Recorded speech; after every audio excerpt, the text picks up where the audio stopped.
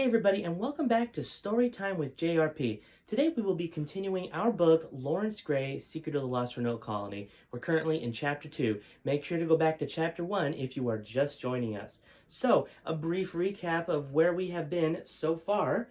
We're introducing the character Laurence Grey, and he has a historical degree. He works for the Connecticut Police Force.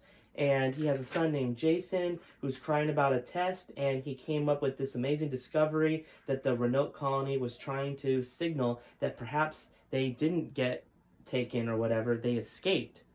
So we're going to find out what Jason was talking about right now in Chapter 2, which is titled, Considering the Possibilities. Escaped? Queried Laurence Grey. What do you mean, son?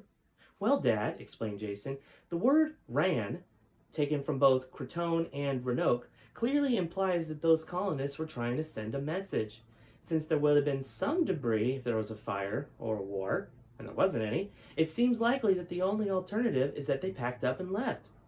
It might have been that they were looking for a new land or something, but the point is that a colony can't just disappear. 300 people with livestock and housing can't just go away.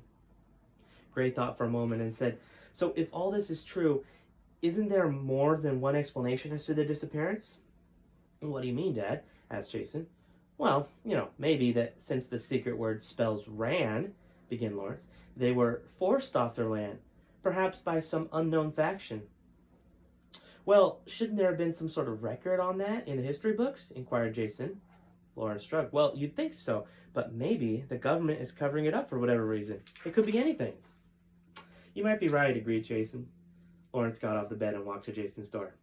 Well, it's pretty cool that you figured that out, Jason, the secret word and all.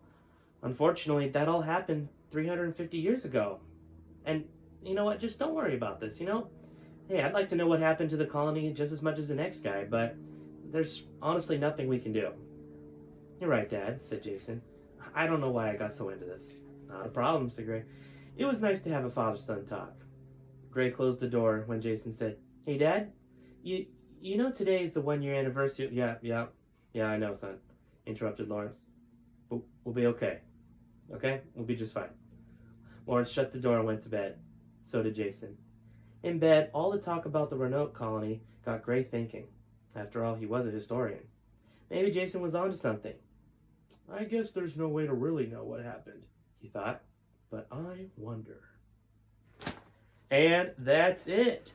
So the story is definitely going to inch along for sure. If you were thinking this was going to be a quick book, it is not. So you're going to be fed information bit by bit. So it's just going to get even more exciting. What is Grey going to do with that information? Is he just going to forget about it, or is he going to look more into it? Well, you're just going to have to find out tomorrow, guys, as we read Chapter 3. All right? See you then.